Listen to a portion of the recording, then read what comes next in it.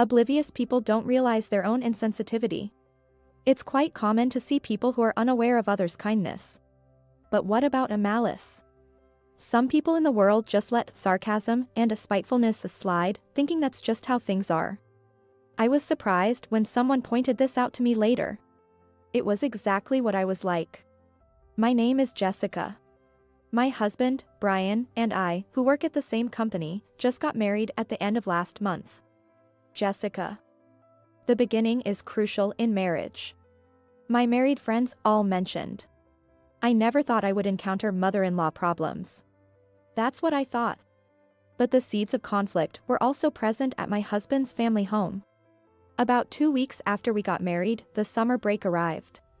Brian wanted to skip visiting his family this year due to our busy wedding preparations. I persuaded him by saying it's an annual event, and managed to get 1 day for the visit. Judging from their interactions so far, it seemed his mother adored Brian, so she would surely be delighted. Following my friend's advice, the beginning is crucial for the relationship with my mother-in-law. During the summer visit, I planned to showcase myself as a thoughtful daughter-in-law. I titled it, The Thoughtful Daughter-in-Law Plan, and it was set into motion. On the day of the visit, we arrived at my in-laws' house in the afternoon.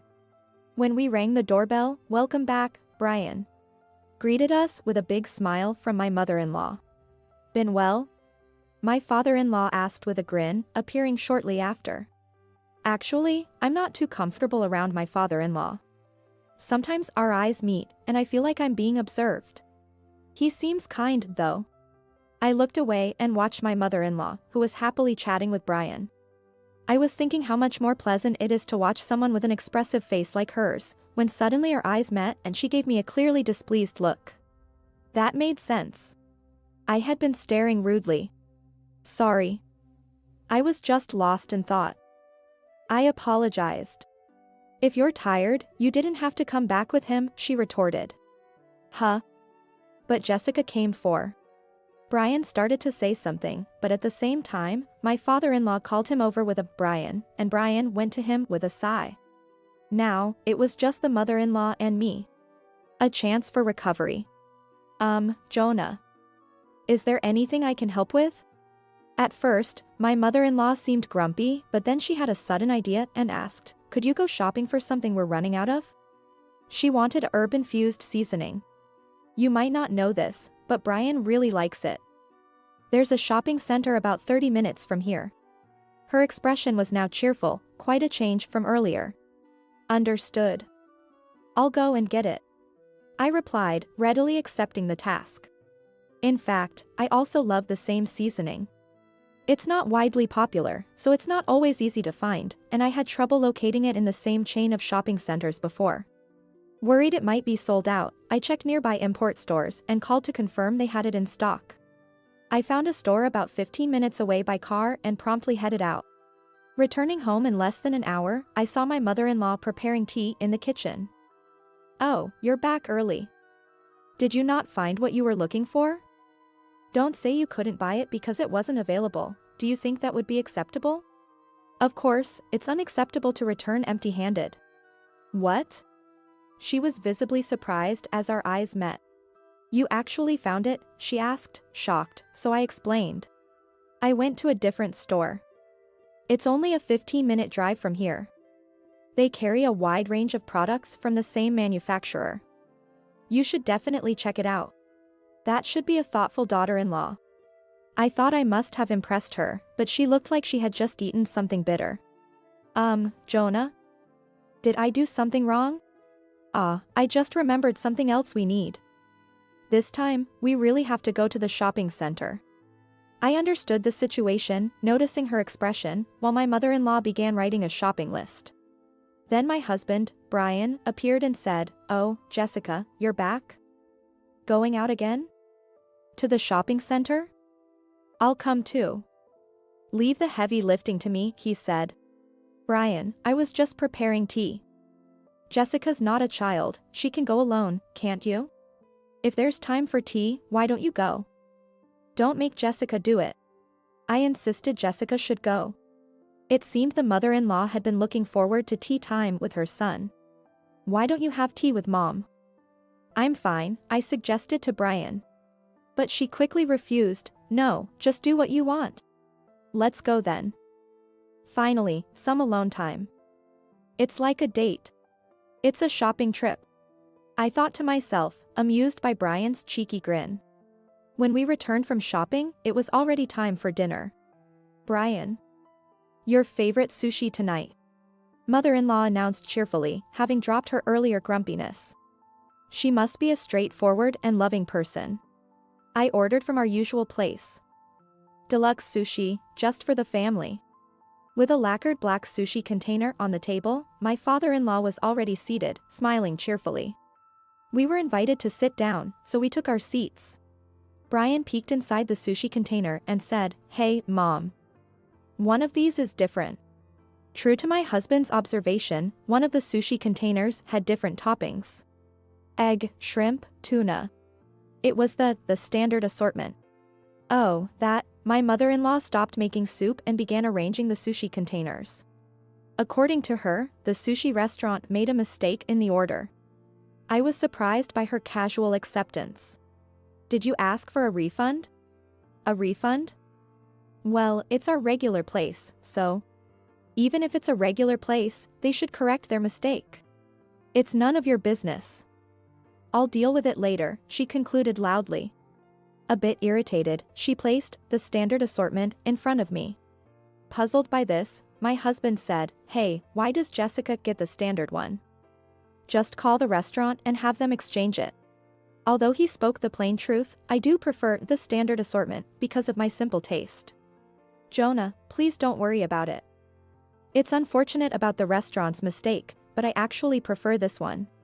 Really?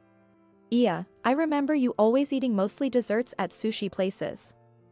Well, if Jessica's fine with it, I won't say anything. My father-in-law was already munching on his sushi, completely unbothered. I was amazed at his carefree attitude. Despite the restaurant's mistake causing a scene, once the meal was over, my mother-in-law clapped her hands and said, "Let's have dessert."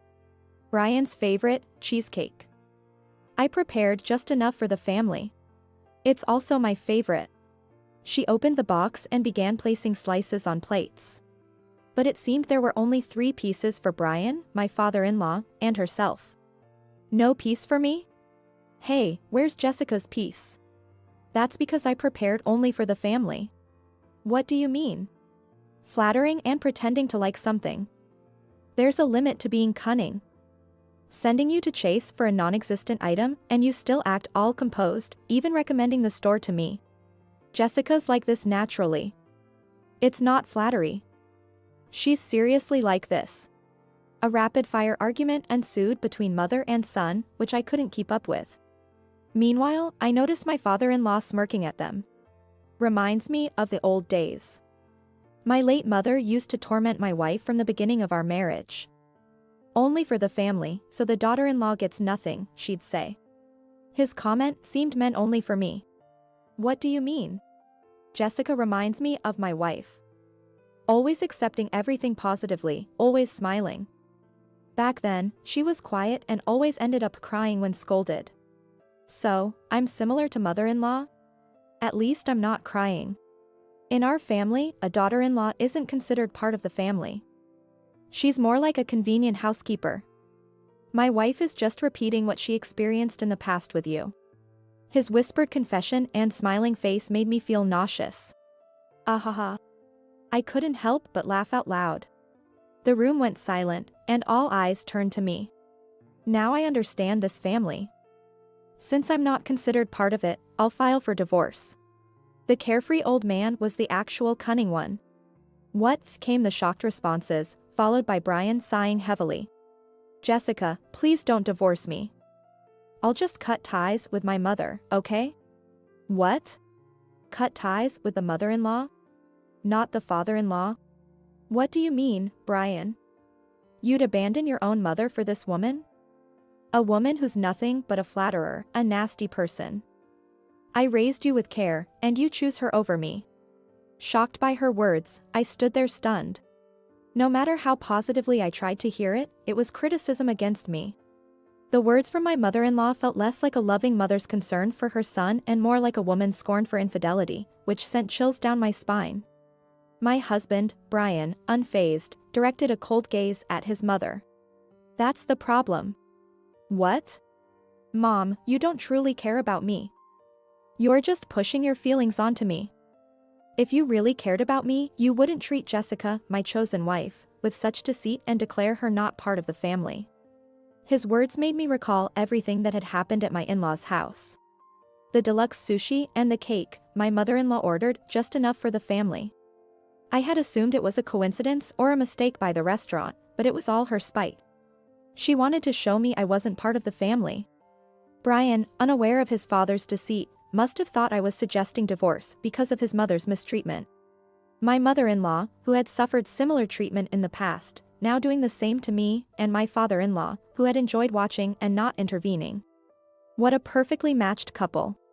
The more I had wanted to get along, the stronger my sense of betrayal and anger. Brian, don't say that. I just wanted Jessica to be prepared as our daughter-in-law to understand the discipline of our house. It's disgraceful for a husband to defend his wife like this. So, a husband should stay silent when his wife faces unjust treatment? Just become a coward? I was bullied by Grandma too. Treated as less than family. But Dad never said anything. I never got defended, so why does she get kindness from you? My mother-in-law, in her extreme agitation, slammed her anger down on the table. Brian, startled, looked at his father. Mom, you were bullied by Grandma? His father feigned ignorance under Brian's gaze. My mother-in-law's face turned pale. So you did this to Jessica despite your past? Do you lack a human heart? Poor Jessica, sorry, my wife was wrong. My father-in-law's gaze at me screamed, stay silent. He wanted to make his wife the sole villain, to avoid his son's dislike. Huh? Don't joke with me, you terrible old man. I glared at him sharply, and he was taken aback. Quiet and calm daughter-in-law suddenly speaking out was, of course, surprising for him. So, a daughter-in-law is just a housekeeper, right? You whispered that to me, didn't you? Always crying when scolded by your mother, I heard. And you knew all along, yet acted so innocent. What? You deceitful daughter-in-law. You tricked us all along. Why should I not be allowed to enjoy watching those bullying? Blurting out in anger, he looked around in shock, but it was too late. I won't stay silent about such things. I can't endure. I laughed at him, and my mother-in-law turned to me.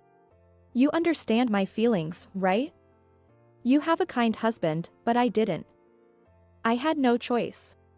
She tried to justify her treatment of me.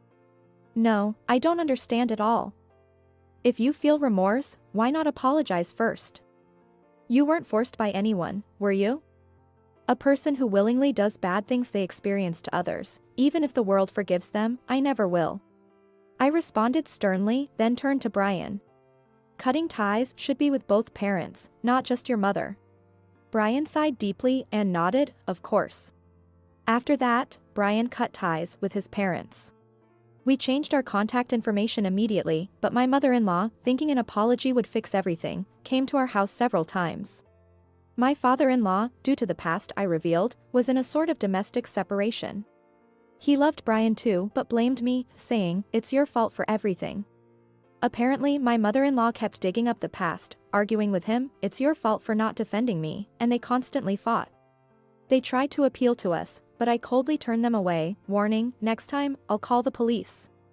We moved a few months later, so I don't know what happened afterward. My mother-in-law, abandoned by her son, lost her spirit and declared she would stop taking care of my father-in-law, likely leaving the house in chaos. This incident made me realize my own insensitivity. I don't know if I can improve, but I'll try to live more attentively.